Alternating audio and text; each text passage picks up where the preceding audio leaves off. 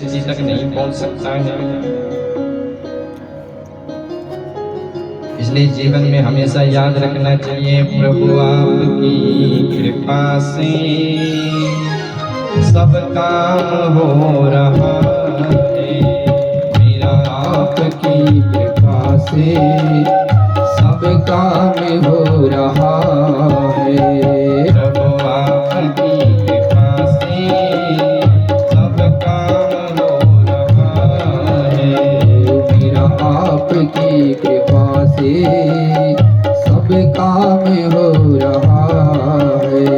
करते हो तुम कन्हैया, मेरा नाम हो रहा है। ओ करते हो तुम कन्हैया, मेरा नाम हो रहा है। मेरा आपकी कृपा से सब काम हो रहा है। मेरा आपकी कृपा से सब काम हो रहा है।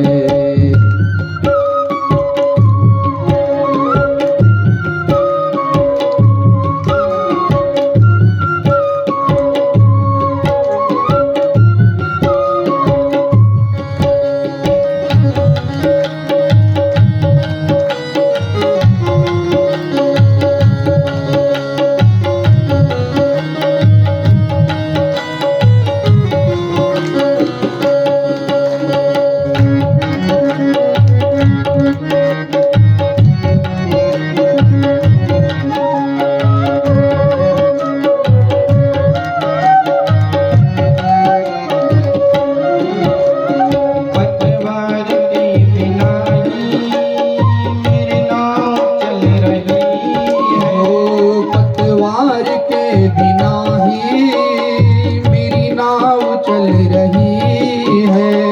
हैरान है जमाना, मंजिल भी मिल गई है। ओ हैरान है जमाना, मंजिल भी मिल रही है। तेरी कृपा से मोहन, तेरी कृपा से मोहन, ये कमाल हो रहा है। मेरा आपकी कृपा से सब काम हो रहा है। मेरा आपकी कृपा से सब काम हो रहा है।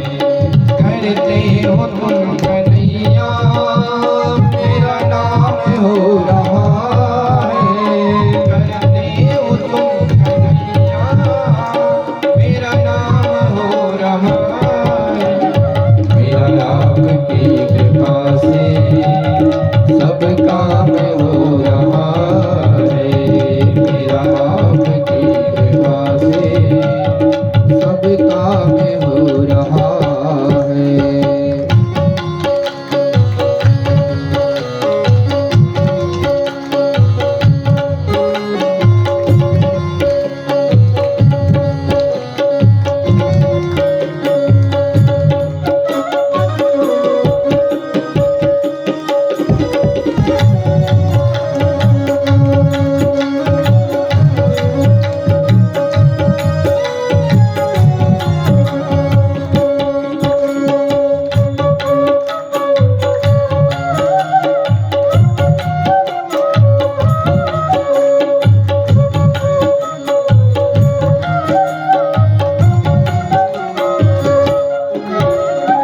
तूफान आंधियों में ही तूने मुझे संभाला। ओ तूफान आंधियों में तूने मुझे संभाला। तूफान आंधियों में तूने मुझे संभाला। ओ तूफान आंधियों में तूने मुझे संभाला।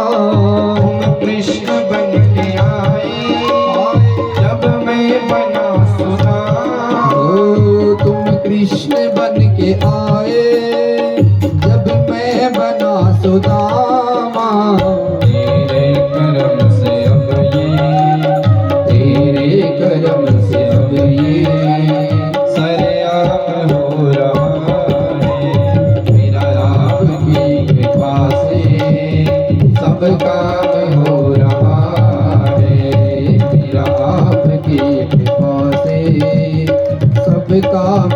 हो रहा है।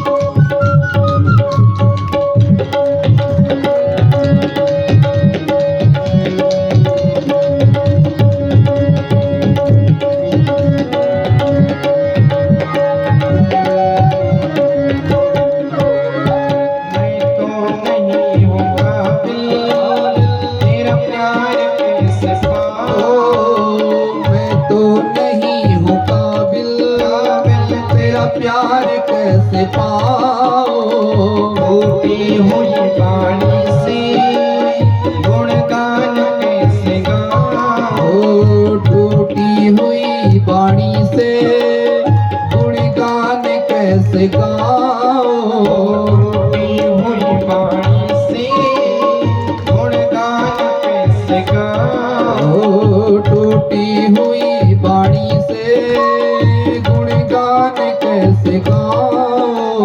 तेरी प्रेरणा से, तेरी प्रेरणा से सब काम हो रहा है, मेरा आपकी कृपा से सब काम हो रहा है।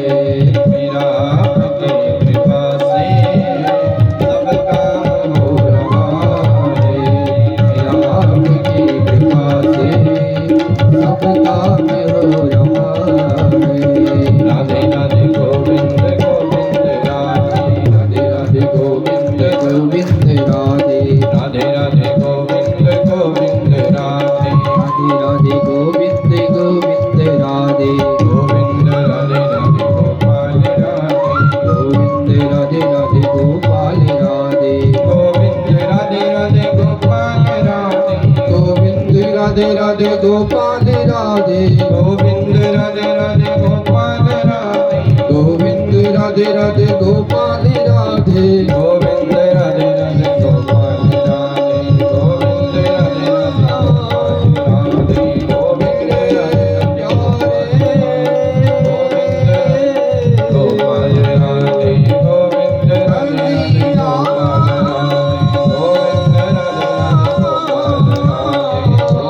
राधे राधे गोपाल राधे।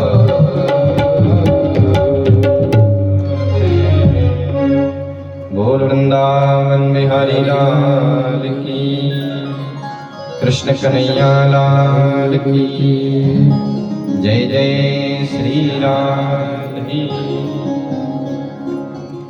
तो कहने का तात्पर्य ये है कि जीवन में सारे गुण होते हैं, लेकिन अगर गुणों का अभिमान हो गया तो जीव का पतन हो जाता है। लेकिन गुण कम है और भगवान की कृपा का सहारा है, तो भगवान की कृपा फिर व्यक्ति को ऊपर उठा देती है। परिश्रम नहीं करना चाहिए। परिश्रम करे कोई कितना भी, लेकिन कृपा के बिना काम चलता नहीं है। जीवन में कितना भी परिश्रम कर लो, लेकिन अगर भगवान की कृपा नहीं है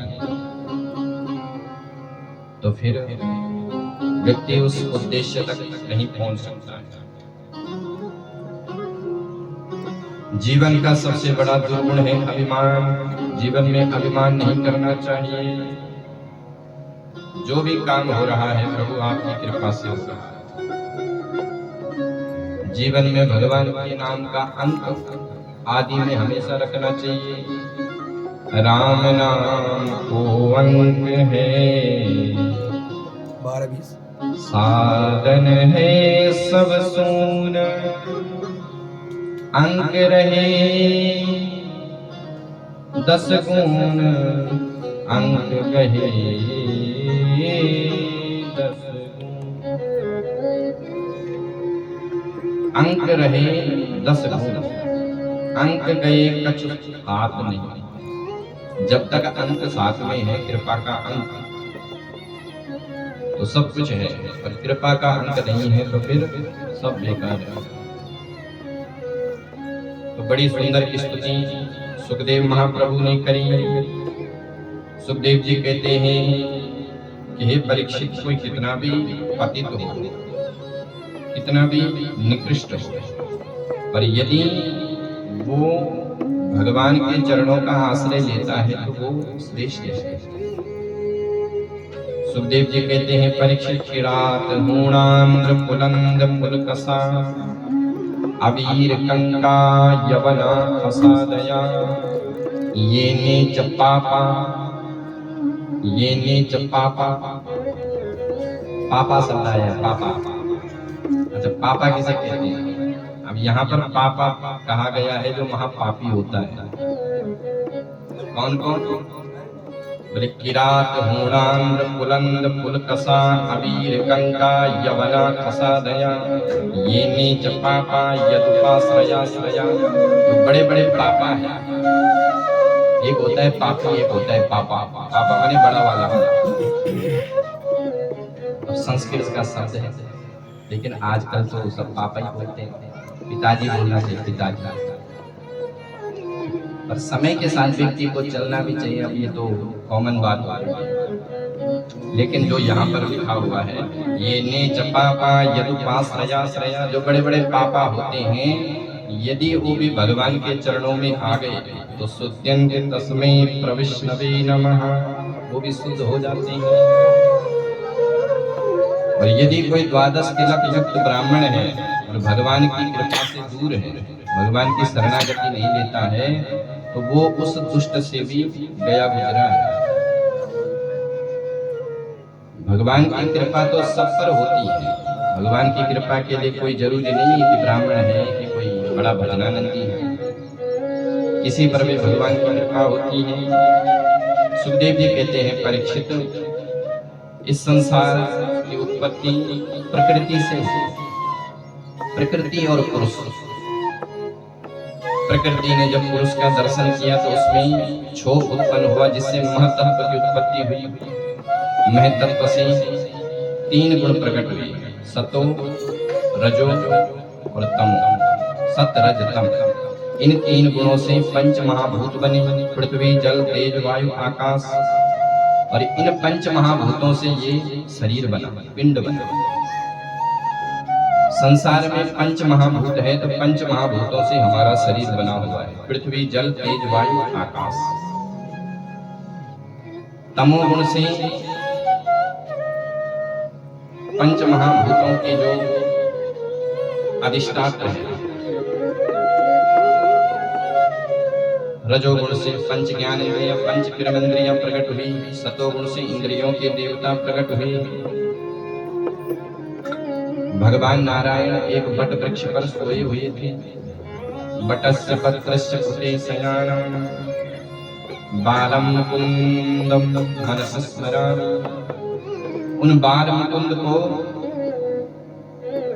बाल मुकुंद के नाभि से कमल प्रकट हुआ। कमल से ब्रह्मा जी प्रकट हुए। ब्रह्मा जी ने विचार किया कि अहम भवो यज्ञ इमे प्रदेशा, मेरे को जन्म देने वाला कौन है? तो 2 शब्द सुनाई दिए, यत षोडशमेक विंशोहम, 16वां शब्द त और 21वां शब्द पा। तपः तपः तपः, तपस्या करी। ब्रह्मा जी ने तपस्या करी, और जब ब्रह्मा जी ने तपस्या करी तो भगवान नारायण ने अपना स्वरूप ज्ञान ब्रह्मा जी को कराया, जिसका नाम है चतुश्लोकी भागवत। भगवान कहते हैं कि ब्रह्मा जी इस बात को ध्यान से सुनो। ब्रह्मा जी का जन्म हुआ तो वो हमारे जैसे ही थे, उनको भी पता नहीं था कि मैं कौन हूँ, मेरा स्वरूप क्या है। फिर भगवान ने चतुश्लोकी भागवत ब्रह्मा जी को सुनाई। भगवान कहते हैं अहमेवा समेवाग्रे नान्याद्यत सदसत्परम् पश्चादहं यदि तच्च यो वसिष्येत सोऽस्म्यहम् करते अर्थं यत प्रतीयेता न प्रतीयेत चात्मनि तद विद्यादात्मनो मायां यथा भासो यथा तमा। अहमेव अग्रे, भगवान कहते हैं कि ब्रह्मा जी अहमेव अग्रे अहमेव मध्य अहमेव अंते, मैं ही आगे था, मैं ही बीच में हूँ और मैं ही अंत में बचूंगा। कैसे? बोले जैसे मिट्टी का घड़ा, मिट्टी का घड़ा जब तक बना नहीं था तब तक क्या था? बोले मिट्टी। अब घड़ा बन गया तो क्या है? बोले मिट्टी। तो जब फूट जाएगा तो क्या बचेगा? मिट्टी। तो भगवान कहते हैं कि मैं ही संसार में पहले था, न सत था न असत था, कुछ भी नहीं था। मैंने ही इस संसार को बनाया और मैं ही इस संसार में बना, और बाद में जब ये संसार नष्ट हो जाएगा तो शेष में ही बचूंगा, बाकी कुछ भी नहीं। जैसे स्वर्ण, स्वर्ण के नाम अलग होते हैं, कोई कंगन, कोई हार, कोई कुंडल, कोई बिछिया, कोई अंगूठी, तो नाम अलग अलग है लेकिन है वो स्वर्ण। उन आभूषणों से बनने से पहले वो स्वर्ण था। स्वर्णकार ने उसको पिघला करके गला करके उसको आकार दिया तो नाम हो गया स्वर्ण। फिर बाद में किसी ने वो बेच दिया तो स्वर्णकार ने फिर से उसको पिघला दिया, फिर क्या बचा? स्वर्ण। उसी प्रकार से इस संसार में कोई कुत्ता है, कोई बिल्ली है, कोई मनुष्य है, कोई चूहा है तो उसके आकार अलग अलग लेकिन है उनमें सब परमात्मा। तो अहमेवा समेवाग्रे नान्याद् सत्सत्परम् पश्चादहं यदि तच्चा यो वसिष्येत सोऽस्म्यहम् हृते अर्थं यत् प्रतीयेत न प्रतीयेत चात्मनि तद्विद्यादात्मनो माया यथा भासो यथा तमा। ब्रह्मा जी कहते हैं कि प्रभु अगर आपने बनाया तो आप दिखते क्यों नहीं हो? बोले ब्रह्मा जी केवल माया के कारण मैं दिखता नहीं हूँ। माया का काम है जो है उसे छुपाना और जो नहीं है उसे दिखाना। जैसे ये संसार मिथ्या है, झूठा है, ब्रह्म सत्य जगन मिथ्या, और झूठा संसार हमको दिखता है और परमात्मा सत्य है, क्योंकि वेद कहते हैं ईशावास्यमिदं सर्वं सत्यम ब्रह्म अनादि ब्रह्मा। भगवान सत्य है, सत्यम परम धीमहि सच्चिदानंदम, लेकिन दिखते नहीं है। क्यों? बोले माया। भगवान कहते हैं कि ब्रह्मा जी इस माया को साथ में लेकर के जाओ, क्योंकि अगर माया होगी तभी जाके शुद्ध। स्वर्ण में जब तक मिलावट नहीं होती है तब तक वो चमकता नहीं है। अगर शुद्ध सोना है तो उसकी चमक थोड़ा कम होती है और उसमें कुछ ना कुछ थोड़ा बहुत मिलाना पड़ता है तब जाके वो चमकता है। तो संसार में अगर माया नहीं होगी तो जीव फिर ये संसार चलने वाला नहीं है, सृष्टि आगे बढ़ने वाली नहीं है। इसलिए माया की मिलावट करें। पहले श्लोक में तत्व का वर्णन किया, दूसरे श्लोक में माया का वर्णन किया, तीसरे श्लोक में जगत का वर्णन करते हैं। यथा महन्ति भूतानि भूतेषु चावचेष्वनु प्रविष्टानि तथा तेषु न तेषवम्। चौथे श्लोक में जिज्ञासु का वर्णन किया। जो जिज्ञासु भगवान को जानना चाहता है उसको फिर माया प्रभावित नहीं होती है। चतुश्लोकी का ज्ञान ब्रह्मा जी को कराया और फिर ब्रह्मा जी को 10 श्लोकी भागवत का वर्णन किया और फिर आगे जाकर के ब्रह्मा जी ने फिर सृष्टि का विस्तार किया। पुराणों का लक्षण बताया, 4 प्रकार की सृष्टि के बारे में बताया। अत्र सर्ग विसर्गश्च स्थान पोषण चिंतया। द्वितीय स्कंद को विश्राम किया। तृतीय स्कंद में विदुर जी का पावन चरित्र आता है। सौनकादि ऋषियों ने प्रश्न कर दिया सूर्य से और परीक्षित ने सुखदेव जी से प्रश्न किया। एवमे पुरा पृष्ठो मैत्रेयो भगवान किलः छत्रं वनं प्रविष्टानि त्यक्त्वा स्वगृहमित्युतम्। हे महाराज, विदुर जी ने अपने घर का त्याग क्यों किया? विदुर जी तो बड़े धर्मात्मा थे, कौरवों के महामंत्री थे। विदुर जी महाराज धर्मावतार महामंत्री। तो विदुर जी ने अपने घर का त्याग क्या किया। तब श्री सुखदेव जी ने विदुर जी का पावन चरित्र विस्तार से बताया। परीक्षित, उस समय की बात है जब महाभारत का युद्ध चरम सीमा पर था, युद्ध होना निश्चित हो गया। तो विदुर जी ने धृतराष्ट्र को समझाया। विदुर जी कहते हैं कि महाराज, आप तो पहले से आंख से अंधे हो और बुद्धि से भी पैदल हो। आपकी जो आंखें हैं वो तो अंधी है ही है, लेकिन आपका जो विवेक है वो भी अंधा हो गया है। पुत्र के मोह में आप इतने पागल हो गए हो कि आपको यही समझ नहीं आ रहा है कि क्या करना चाहिए क्या नहीं करना चाहिए।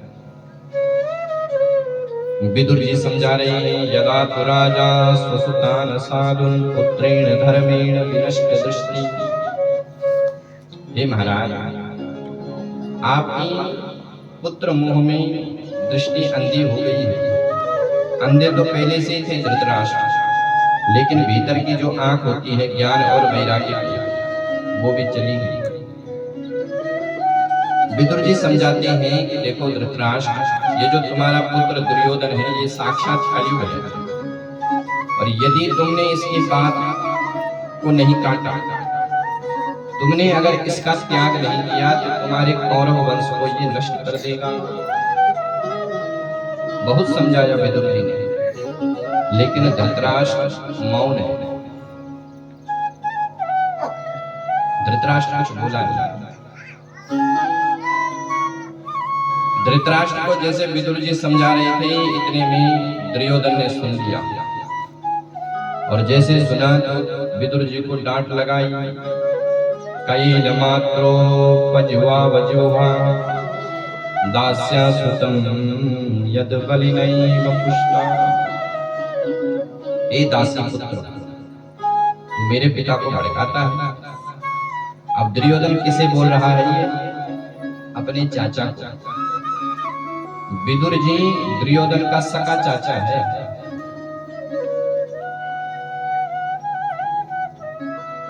सबसे बड़े थे धृतराष्ट्र, उसके बाद है पांडु, और उसके बाद है विदुर। ये तीन भाई थे। कौरवों ने षड्यंत्र के कारण जो है पांडवों को वनवास दे दिया, और वनवास के बाद जब पांडव अपने राज्य को मांगने के लिए आए, महाराज हमारा राज्य दो, तो कौरवों ने मना कर दिया।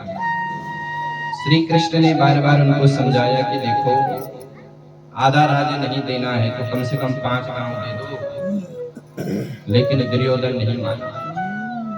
जिसके जीवन में अति भूख होती है उसके जीवन में नाश अवश्य होता है। जिसके जीवन में अति लोभ होता है उसका नाश अवश्य नहीं माने।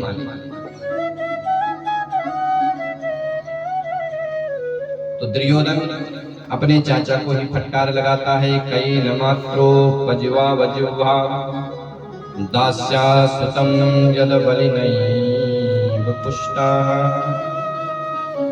ए दासी पुत्र, तू मेरे पिता को भड़काता है। अब विदुर जी मौन है, और विदुर जी ने धीरे से धृतराष्ट्र को देखा, पर धृतराष्ट्र फिर भी मौन है।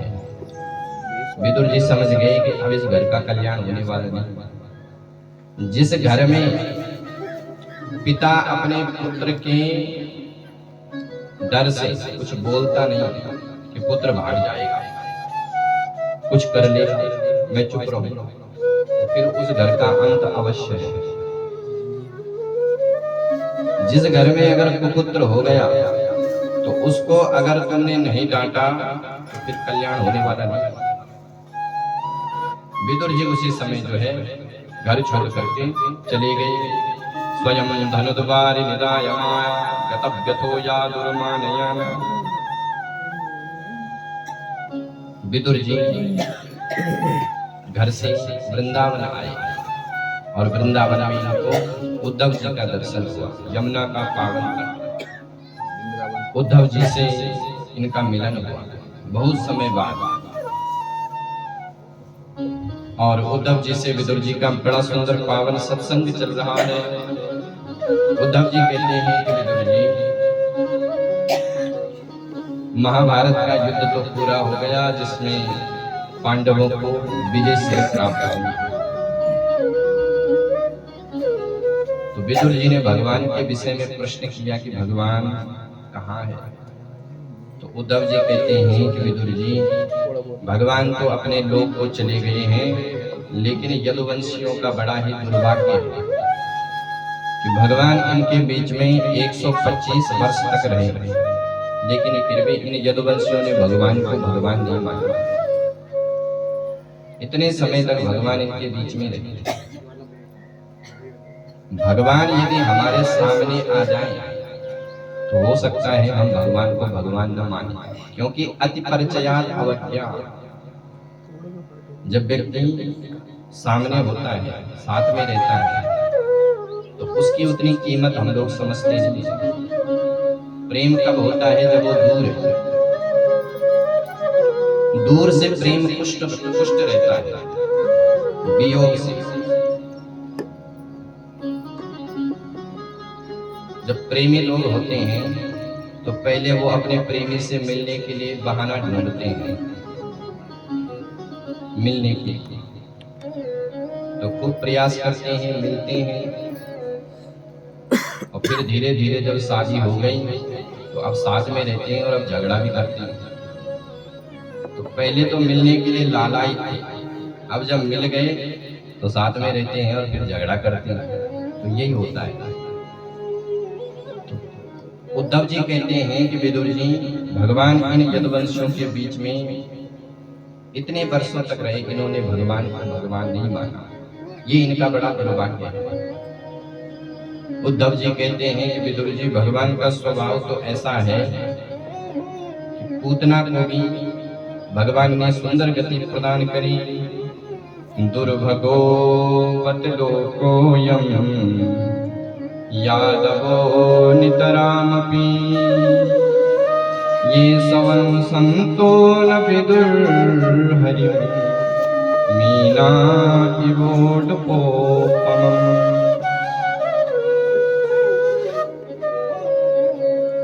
जब तक चंद्रमा समुद्र में थे तब तक मछली उस चंद्रमा को चमकीली मछली समझती थी।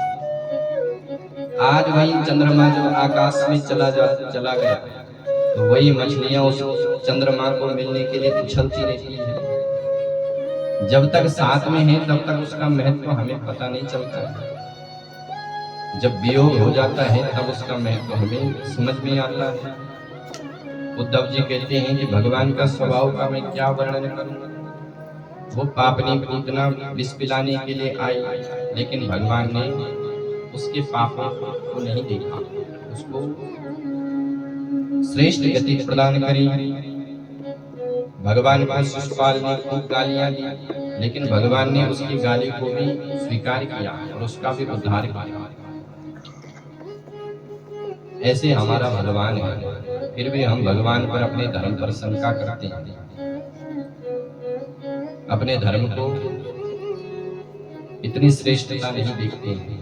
अरे हमारा धर्म ऐसा है कि जिस रावण ने भगवान को इतना परेशान किया, भगवान ने रावण को अपने लोक का वास दिया। भगवान रीजे तो लंका दिनी और खींचे तो दिनी धाम। भगवान अगर खींच जाए तो अपना धाम देंगे, और अगर रीझ जाए तो राज देंगे। तो दोनों हाथों में लड्डू है। ऐसे भगवान को छोड़ करके हम लोग किसी दूसरे का भजन करते हैं, ये हमारा दुर्भाग्य है। ये तो ऐसा दरबार है कि एक बार यहाँ कोई मांगे तो कभी खाली नहीं जाता है। विदुर जी ने उद्धव जी से प्रश्न किया, लेकिन उद्धव जी कहते हैं कि विदुर जी, हम तो आपको इस विषय में नहीं बताएंगे, लेकिन आप की मैत्री जो है मैत्री मुनि से हुई और मैत्री मुनि आपको सब बताएंगे। तो विदुर जी महाराज हरिद्वार आए और मैत्री मुनि से उनका मिलन हुआ। यहीं से चला है मैत्री विदुर संवाद। विदुर जी ने मैत्री मुनि से विविध प्रश्न किए। विदुर जी कहते हैं कि हे मैत्री मुनि, इस संसार का जीव हमेशा सुख की कामना करता है। सुखाय कर्माणि करोति लोको न ते सुखं वान्यदुपरामवामते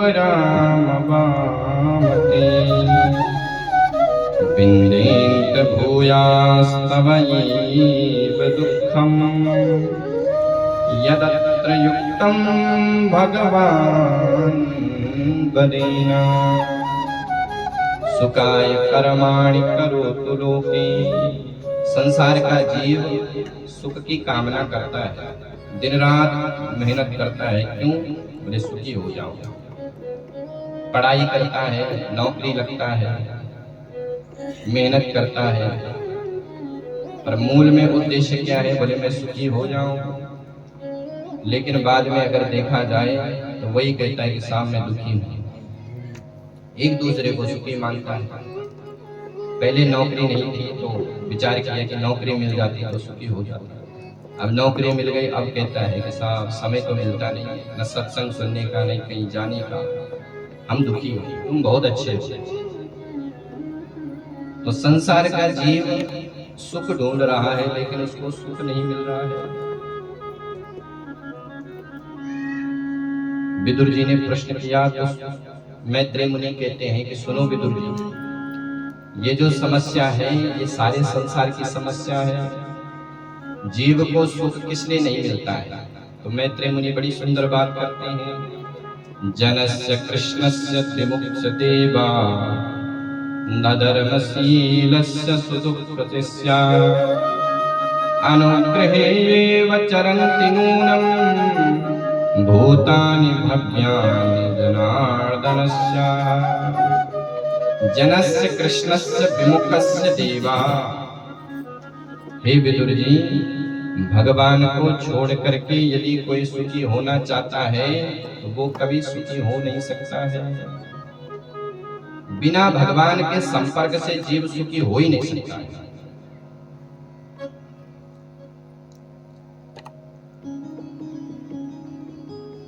भगवान से अपना संबंध जोड़ लो। जब हमारा संबंध भगवान से होता है तो उस समय हमारा चित्त शांत रहता है। आप इस चीज का अनुभव करना। आप जब कथा में बैठते हो तो चित्त शांत है, लेकिन अगर हम कहीं पिक्चर देखने के लिए बैठे हैं या कहीं कुछ अदृश्य देख रहे हैं तो उस समय हमारा चित्त व्यग्र है। तो जब तक जीव भगवान से नहीं जुड़ता है तब तक उसका कल्याण होता नहीं है। और संसार की जितनी भी सुख की व्यवस्था है वो केवल भ्रम है। संसार की हर क्रिया में व्यक्ति को सुख नहीं होता है। सुख तो केवल परमात्मा के चरणों में है, क्योंकि वही एकमात्र सुख के साधन है, आनंद की राशि है। जो आनंद सिंधु सुख राशि, जो आनंद सिंधु सुख राशि,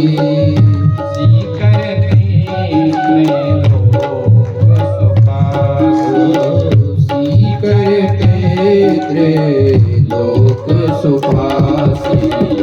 जो आनंद सिंधु सुख राशि, जो आनंद सिंधु सुख राशि, सी करते त्रैलोक सुखासी, सी करते त्रैलोक सुखासी।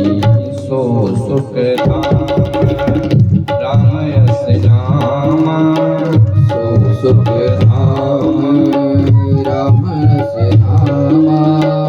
अखिल लोक दायक विश्राम, अखिल लोक दायक विश्राम, अखिल लोक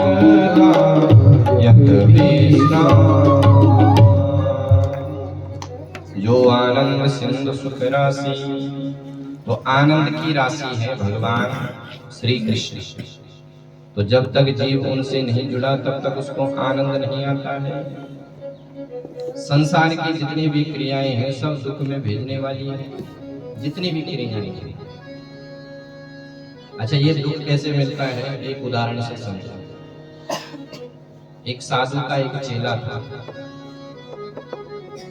तो चेले को साधु ने 2 कौपीन दिए, एक को धोयो एक को पहनो। उस चेले का जहां कुटिया थी वहां पर एक चूहा रहता है। तो चूहा क्या करता है कि कौपीन को फाड़ देता। अब बेचारा क्या करे, तो गांव में चला गया कि भैया कपड़ा दे दो, 2 मीटर कपड़ा। तो 2-4 दिन का मांगा उसने। लोगों ने कहा कि रोज रोज कौन तुमको कपड़ा देगा, चूहा तो हर दिन कुतर देता। तो लोगों ने क्या किया कि एक बिल्ली का बच्चा साधु को दे दिया। बोले इसको पालो तो चूहा नहीं आएगा, बिल्ली का बच्चा पालने। अब चूहा तो बिल्ली को लेकर भाग गया, लेकिन अब बिल्ली को कुछ ना कुछ खाने के लिए चाहिए। तो अब दूध कहाँ से आए, तो दूध का कटोरा लेकर के मांगने लगे, साहब बिल्ली के लिए दूध दे दो। 2-4 दिन तक तो लोगों ने दिया। फिर उसके बाद अब लोग होते ही ऐसे हैं कि 2-4 दिन देते, उसके बाद कहाँ। तो लोगों ने कहा कि महाराज अब ऐसे तो नहीं चलेगा, आप ऐसा करो कि एक गैया पाल लो, परमानेंट जुगाड़ हो जाएगा। तो साधु को एक गैया दिया। अब गैया तो आई, दूध की व्यवस्था हो गई बढ़िया, लेकिन गैया को खाने के लिए चारा कहाँ से आया।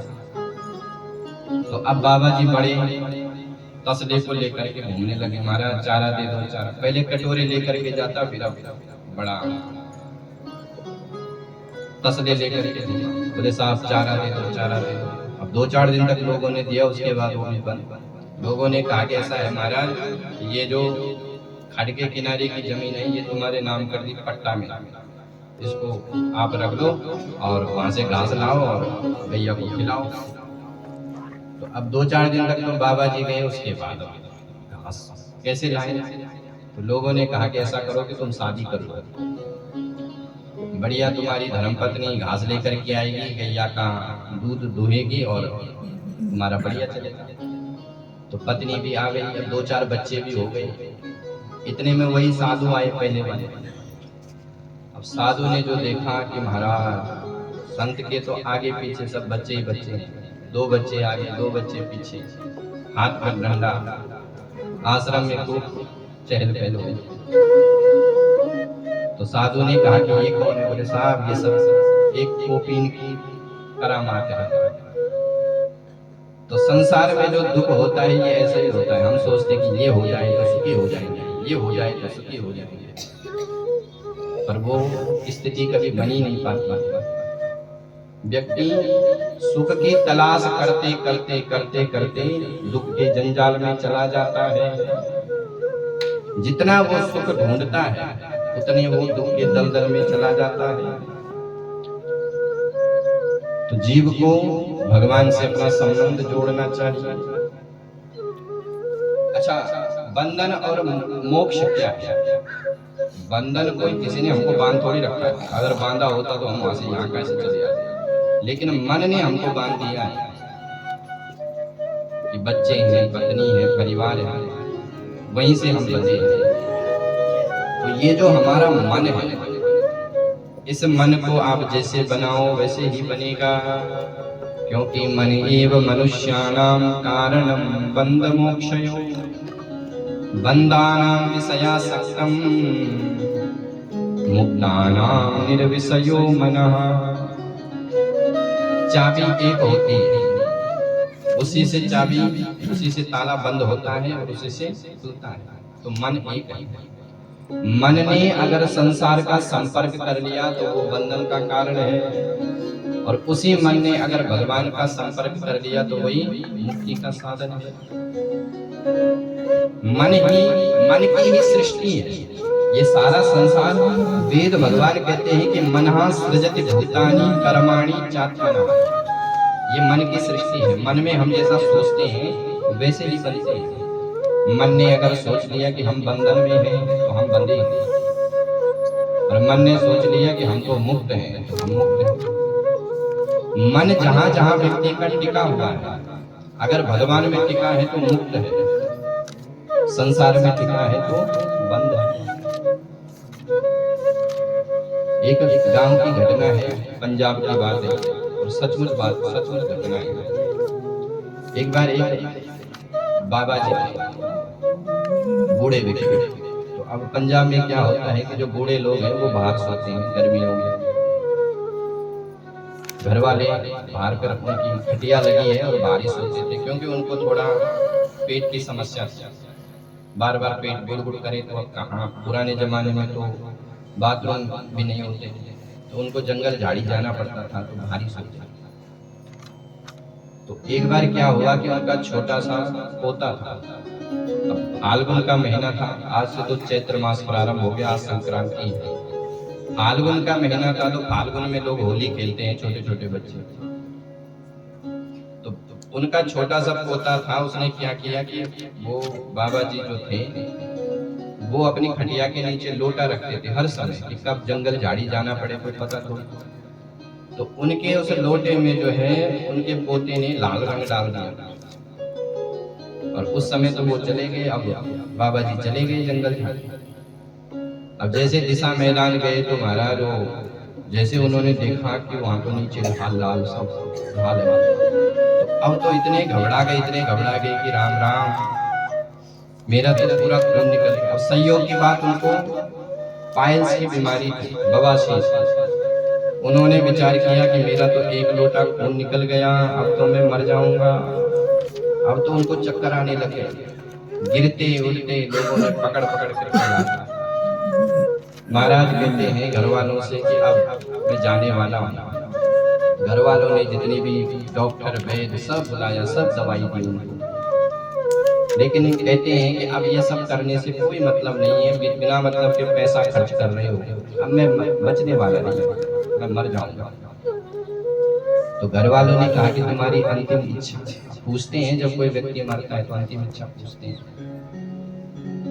तो बाबा जी कहते हैं कि मेरी अंतिम इच्छा है कि मेरा जो सबसे छोटा वाला पोता है उसे मुझसे मिलाओ, मैं उसको अपने गले से लगाना चाहता हूँ, क्योंकि अब दोबारा नहीं आऊंगा। तो घर वाले दौड़े अरे बेटा तुम्हारे बाबा जी बीमार है, अपने बाबा से मिल लो। तो पोता भी दौड़ा आया, बाबा। अब बाबा जी तो खटिया पर लेटे हुए। पोते ने कहा कि बाबा जी आपको क्या हुआ? बोले बेटा मैं बीमार हो गया और अब मैं जा रहा हूँ। बोले कहाँ जा रहे हो? बोले ऐसी जगह जा रहा हूँ, वहां से कभी वापस नहीं आऊंगा। तो पोता तो छोटा ही था, बाल बुद्धि थी, उसने कहा कि बाबा जी आप तो जा रहे हो तो जाओ, कोई बात नहीं, लेकिन आपकी खटिया के नीचे मेरे लाल रंग का जो पानी का लोटा रखा था वो तो बता करके जाओ। अब तो बाबा जी खड़े हो गए एकदम से, अरे राम राम ये तो गड़बड़ हो गई। तुरंत खड़े होकर के बैठ गए और सबसे कहा कि अब मैं ठीक हो गया, क्योंकि अब मैंने सोचा कि मेरा खून निकल रहा है, ये तो लाल रंग है। बैठ करके खड़े होकर के बैठ गए और कहा कि मैं अब बिल्कुल स्वस्थ हूँ। तो मनः सृजति भूतानि कर्माणि चात्मनः तन्मना सृजते माया ततो जीवस्य संसृति। ये जो माया है ये मन के कारण चलता है, मन ने जो मान लिया वही जीवन में होता है, और मन अगर भगवान के चरणों में लगा हुआ है तो जीव मुक्त है।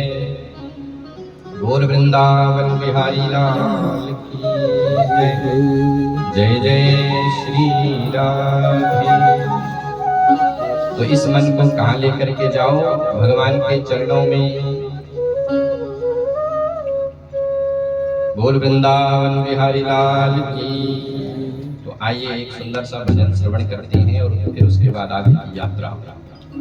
मैं वृंदावन जाऊंगी कोई राखे या मारे, मैं वृंदावन जाऊंगी कोई राखे या मारे, मैं वृंदावन जाऊंगी कोई राखे या मारे, राखे या मारे कोई राखे या मारे, राखे या मारे कोई राखे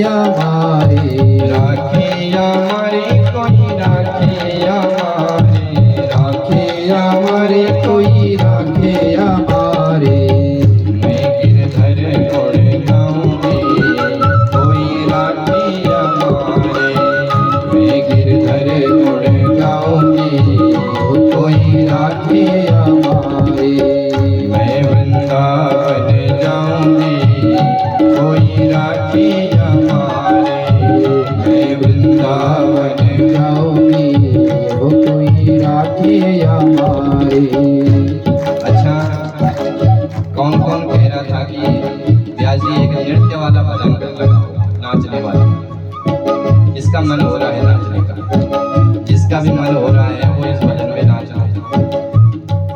और भगवान के भजन में नृत्य करने में कोई परहेज नहीं करना चाहिए।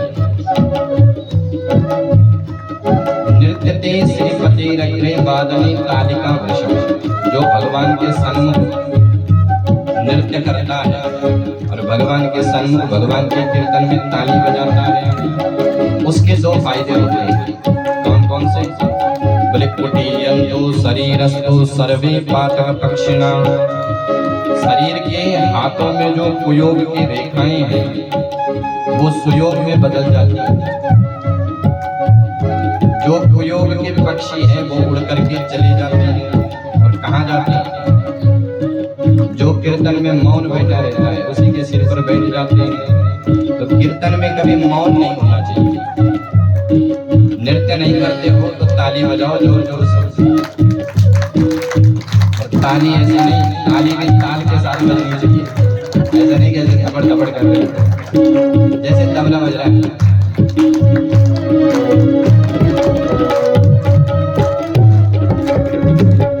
मैं वृंदावन जाऊंगी कोई राखी हमारे, मैं वृंदावन जाऊंगी कोई राखी हमारे, राखी हमारे कोई राखी हमारे, राखी हमारे कोई राखी हमारे, राखी हमारे कोई राखी हमारे, गिरधर गुण गाऊंगी कोई राखी हमारे, मैं गिरधर गुण गाऊंगी कोई राखी हमारे।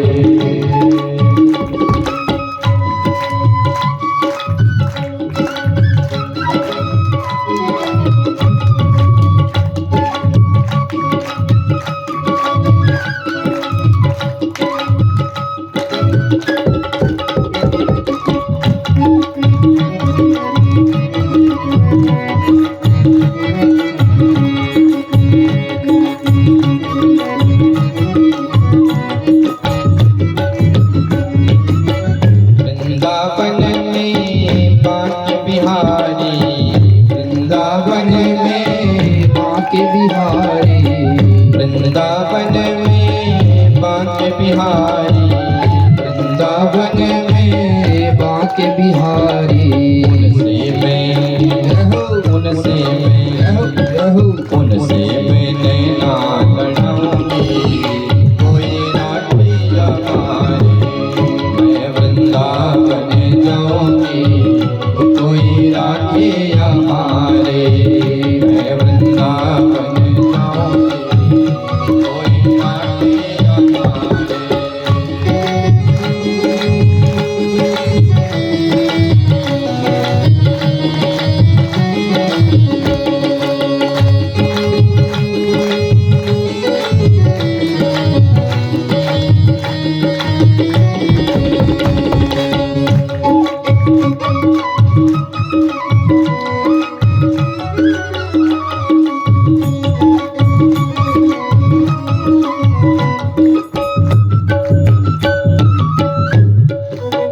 अच्छा, बांके बिहारी जी वाली गली में और कौन रहते हैं?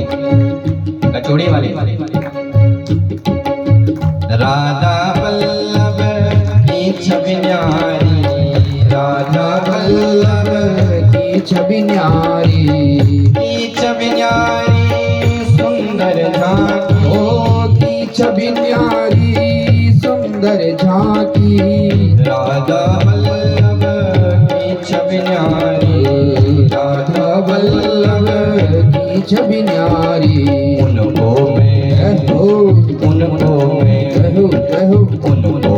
झूला झुलाऊंगी कोई राखी हमारे, मैं वृंदावन जाऊंगी कोई राखी हमारे, मैं वृंदावन जाऊंगी कोई राखी हमारे, राखी हमारे कोई राखी हमारे, राखी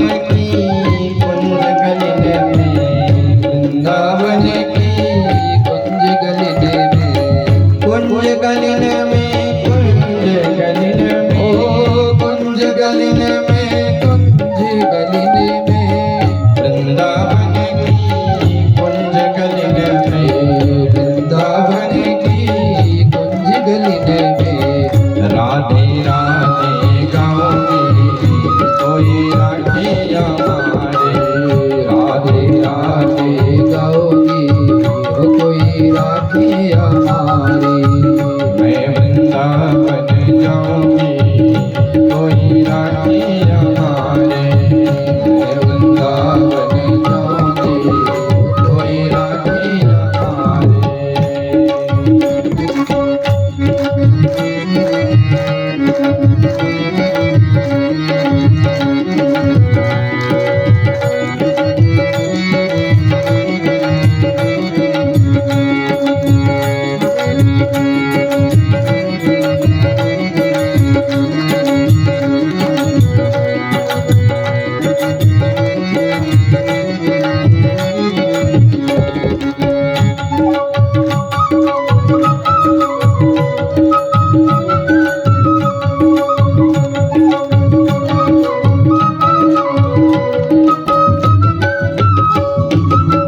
बरसाने की कहबर वन में, बरसाने की कहबर वन में, बरसाने की कहबर वन में, ओ बरसाने की कहबर वन में, बरसाने की कहबर वन में, बरसाने की कहबर वन में।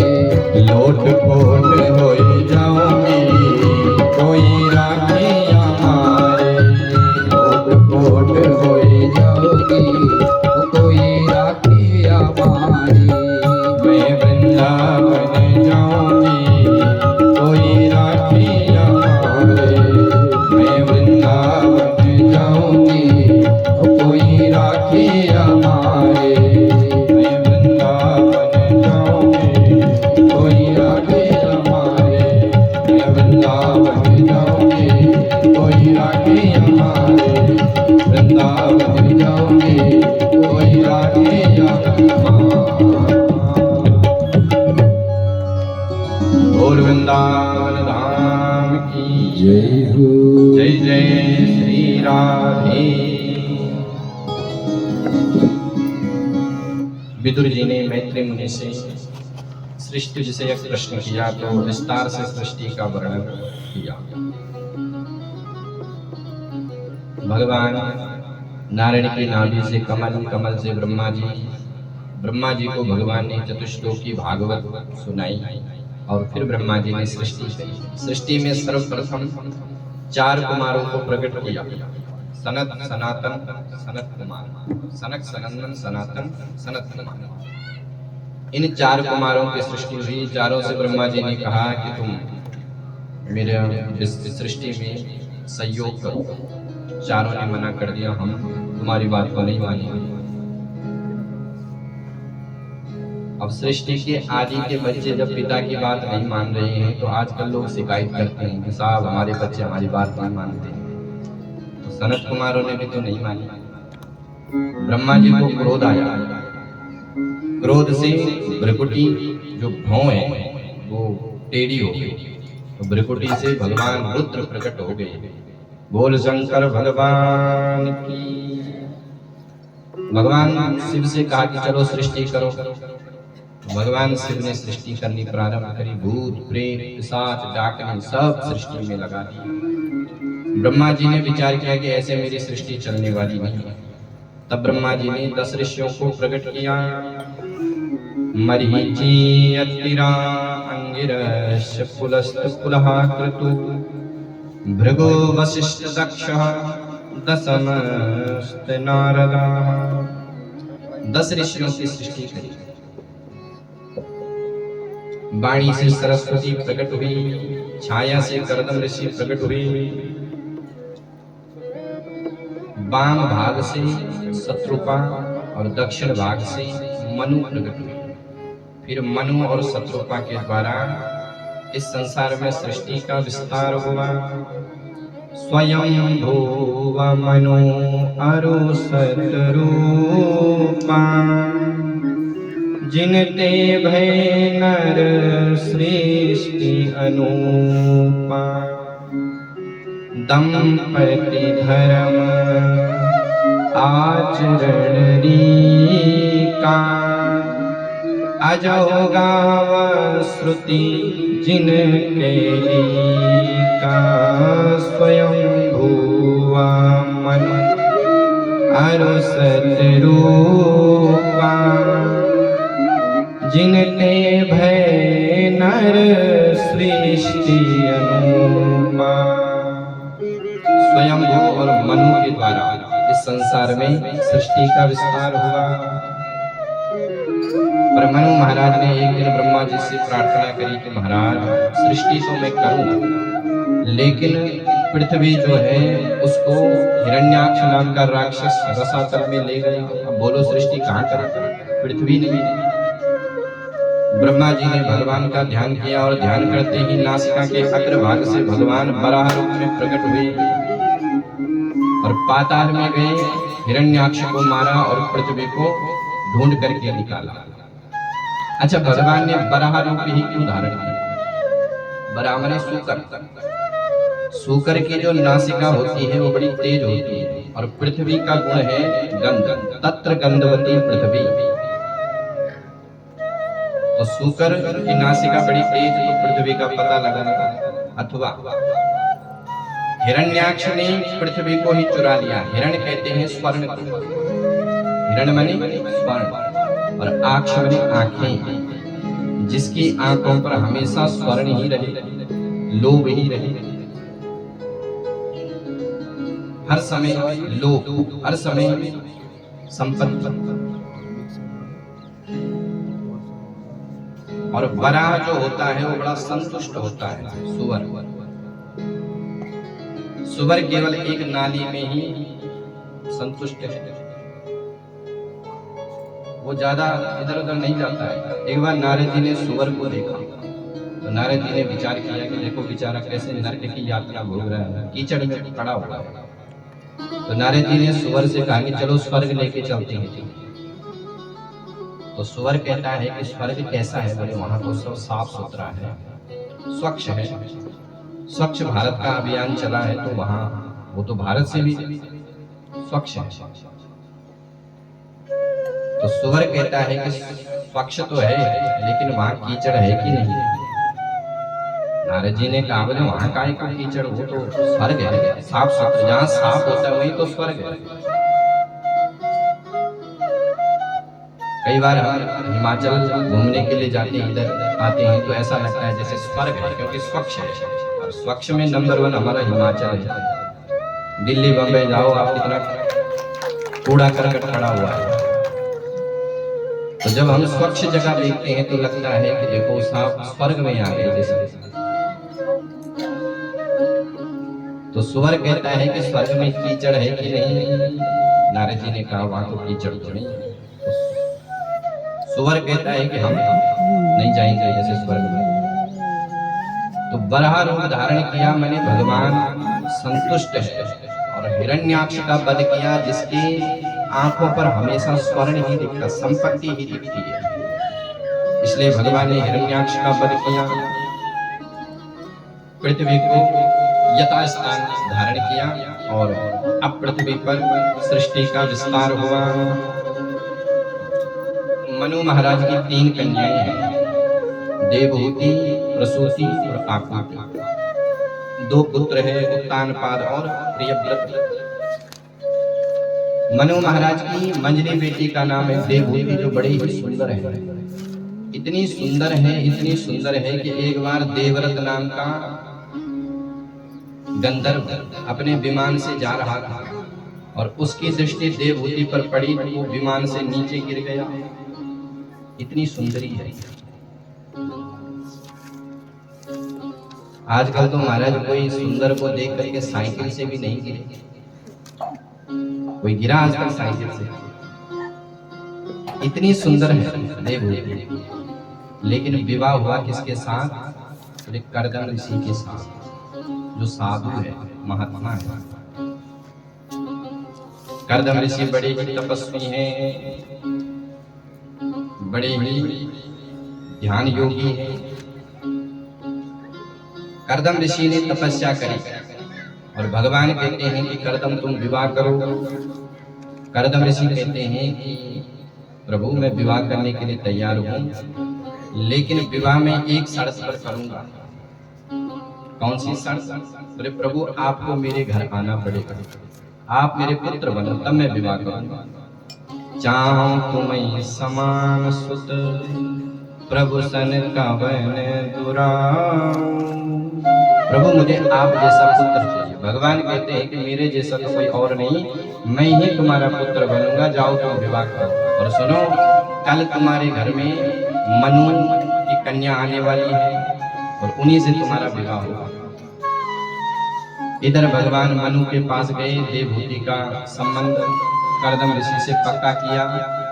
देवहूति और मनु महाराज कर्दम ऋषि के पास पहुंच गए। अब देवहूति का संबंध पक्का हो रहा तो देवहूति ने कई प्रश्न किए।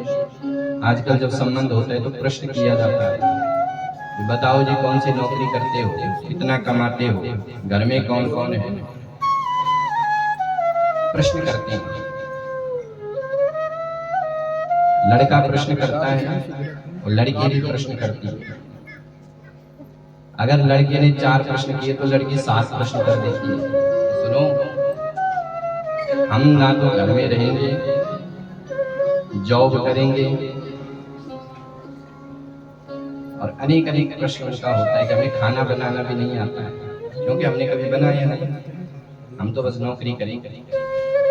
खाना बनाना हमें आता नहीं है, सास ससुर के साथ हम रहने वाली नहीं है, घर का काम हम करेंगे नहीं, हम तो नौकरी करेंगे। तो बेचारा अब जाए तो जाएगा।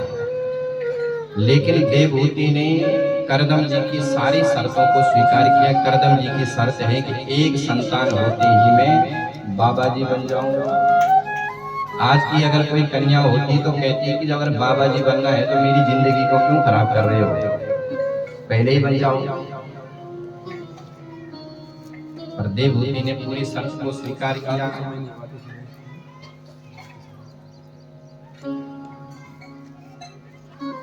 कर्दम जी महाराज के साथ देवहूति का विवाह हुआ।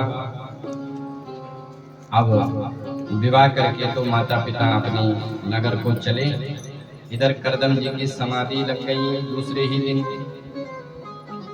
कर्दम जी समाधि में गए और देवहूति ने अपना पूरा श्रृंगार विवाह का उतारा और कर्दम जी की सेवा करने लग गई। धूमधाम से विवाह हुआ, सेवा करी।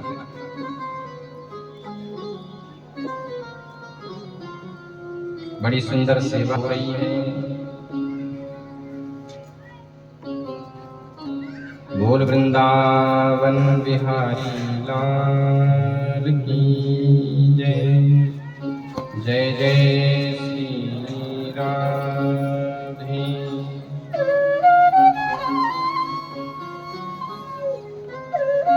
पितृभ्यां प्रस्तुते साध्वी पति को विदा नित्यं पर्याचरत् प्रीत्या भवानी भवं प्रभो। पितृभ्यां प्रस्तुते साध्वी। अच्छा, साध्वी शब्द आया है। कौन सा शब्द आया है? साध्वी। पितृभ्यां प्रस्तुते साध्वी।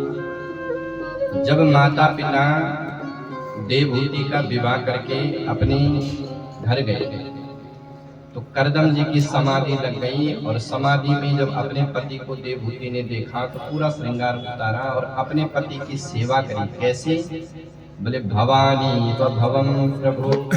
जैसी सेवा भवानी शिव की करती है ऐसी सेवा करी। तो सुखदेव जी कहते हैं पितृभ्यां प्रस्तुते साध्वी। साध्वी कौन है?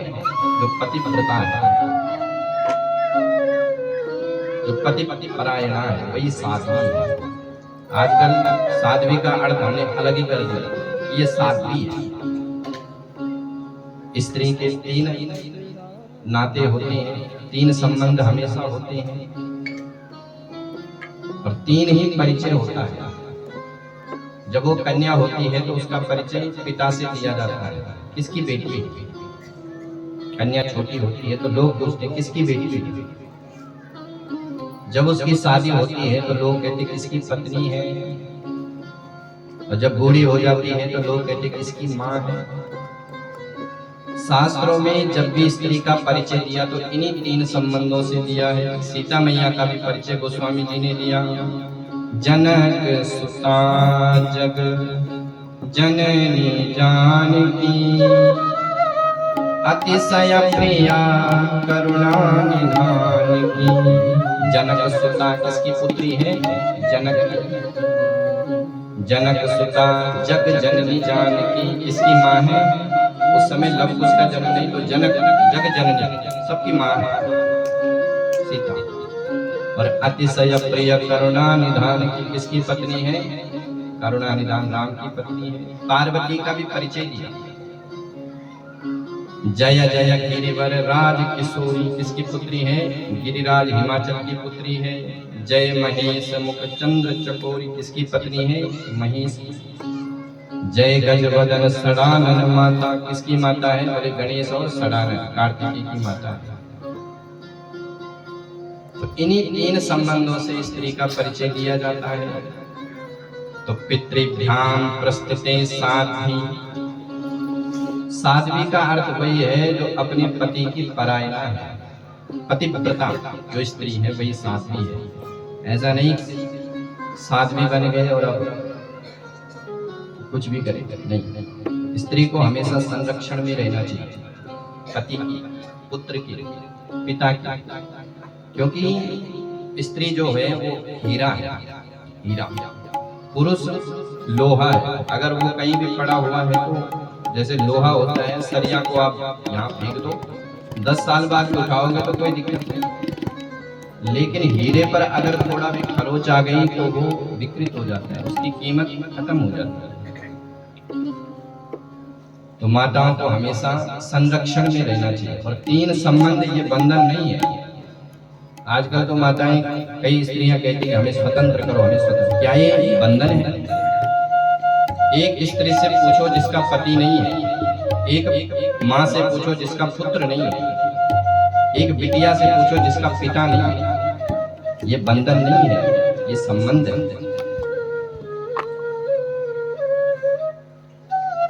देवभूति मैया